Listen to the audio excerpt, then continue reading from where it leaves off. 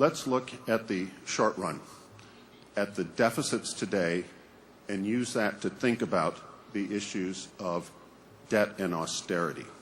Because what we've just described is that, first, it is going to be very necessary, if growth is to be restored in the long run, that fiscal balance has got to be improved over the near term. Debt and deficits have to be adjusted, and it will take a while. But what is the starting point? You may be surprised at the numbers.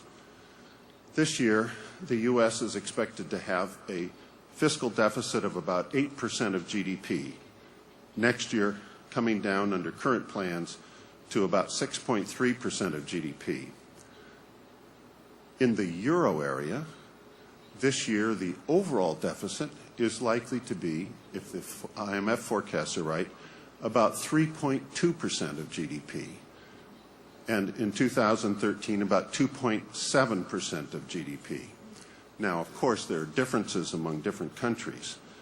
In Italy, the current plans are to bring the deficit from 3.9% of GDP last year to about 2.5% this year.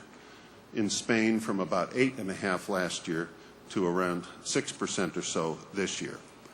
And in Germany, from about 1% last year to about 0.8% this year. That means, if we look at the advanced economy as a whole, according to the IMF forecast, that the tightening reduction in deficits this year will be about 1% of GDP, and in the euro area, about 1.4% of GDP.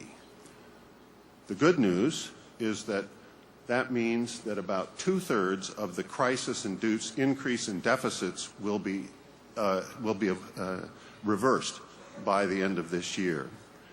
But nonetheless, given the debt dynamics, debt to GDP is still going to increase 5% for the advanced economies as a whole, and 80% of advanced economies are running primary deficits.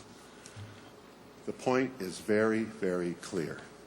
Fiscal adjustment is going to be necessary to restore long-term growth, but it has to be done in a careful way.